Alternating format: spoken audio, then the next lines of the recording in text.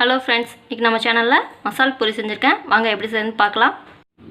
Hello friends, இன்றைக்கி நம்ம சேனலில் மசால் பூரி எப்படி செய்யணும்னு பார்க்கலாம். வாங்க பூரிக்கு மாவு ரெடி பண்ணிக்கலாம். 1 கப் ரவை எடுத்திருக்கேன், 1/4 கப் மைதா எடுத்திருக்கேன். மாவு பிசைஞ்சுக்கலாம்.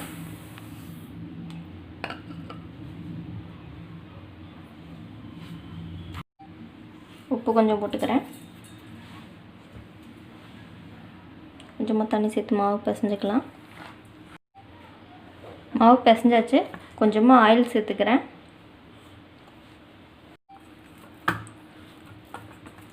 ஆயில் சேர்த்துட்டு நல்லா பிசைஞ்சு 15 நிமிஷத்துலேருந்து 20 நிமிஷம் வரைக்கும் மாவு நல்லா ஊறட்டும்.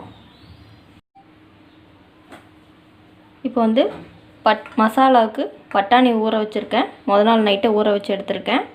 வேக போட்டுக்கலாம்.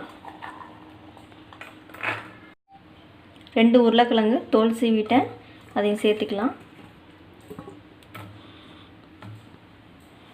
தேவையான அளவு உப்பு சேர்த்துக்கலாம். முங்குற அளவுக்கு தண்ணி ஊற்றிக்கலாம்.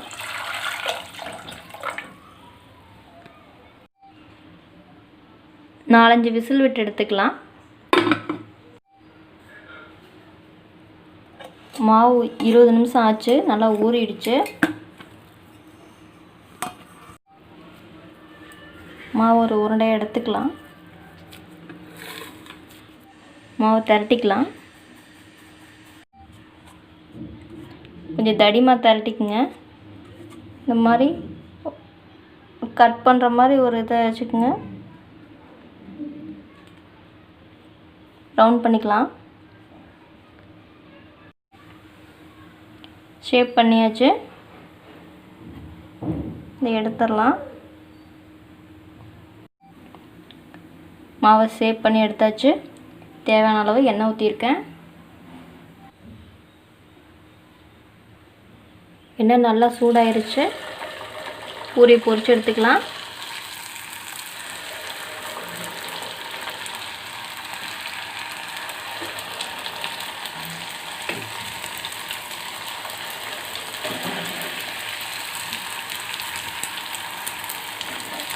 பூரி நல்லா புஷ்ஷுன்னு வந்துருச்சு.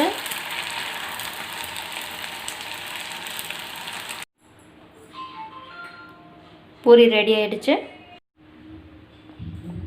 பட்டாணி நல்லா வெந்துருச்சு. இதை மசிச்சு விட்டுக்கலாம். கிழங்கு தண்ணி எடுத்து வச்சுட்டு நல்லா மசிச்சு விட்டுக்கலாம். உருளைக்கிழங்கையும் பட்டாணியும் நல்லா மசிச்சாச்சு.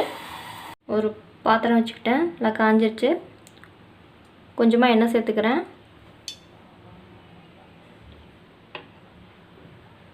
எண்ணெய் காஞ்சிருச்சு. ஒரு பெரிய வெங்காயம் கட் பண்ணி வச்சுருக்கேன், அதை சேர்த்துக்கலாம்.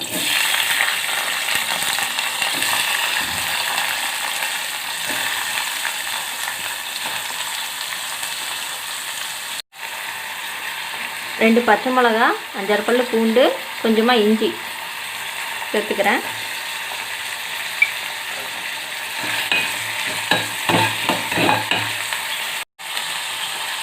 ரெண்டு சின்ன தக்காளி சேர்த்துக்கிறேன். நல்லா வதக்கி விட்டுக்கலாம். கொஞ்சமாக புதினா சேர்த்துக்கிறேன்.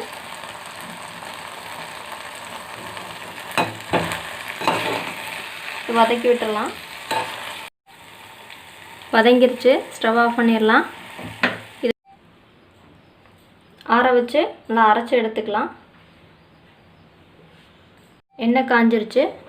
இந்த அரைச்சி வச்ச பேஸ்ட்டை இதில் சேர்த்துக்கலாங்க.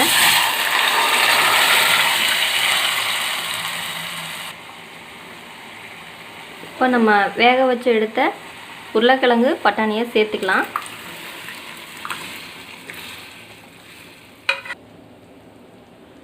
அரை ஸ்பூன் மஞ்சள்தூள் சேர்த்துக்கிறேன். 1 ஸ்பூன் மிளகாத்தூள் சேர்த்துக்கிறேன். 1 டேபிள் ஸ்பூன் கரம் மசாலா சேர்த்துக்கிறேன்.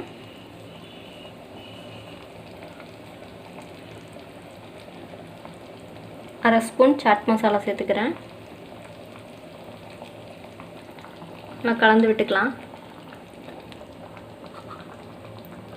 தேவையான அளவு உப்பு சேர்த்துக்கிறேன். நல்லா கலந்து விட்டுக்கலாம். நல்லா கொதிக்கட்டும். நல்லா கொதிச்சு வரட்டும்.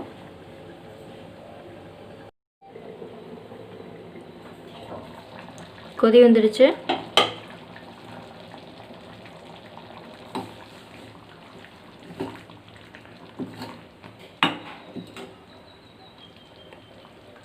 கொஞ்சம் லெமன் புழிஞ்சுக்கலாம்.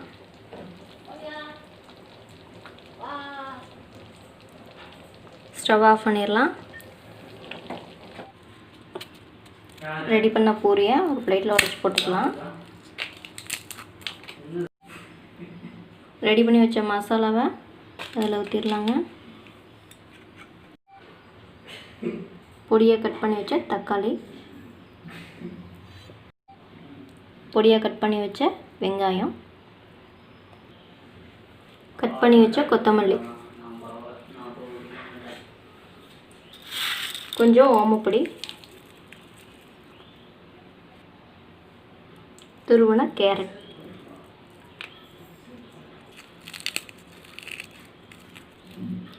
கொஞ்சம் மேலே பானிபூரி. மசால் பூரி ரொம்ப சூப்பராக ரெடி ஆயிருச்சு.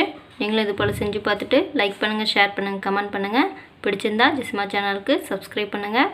மறக்காமல் பெல் பட்டனை கிளிக் பண்ணுங்கள். தேங்க்யூ ஃபார் வாட்சிங்.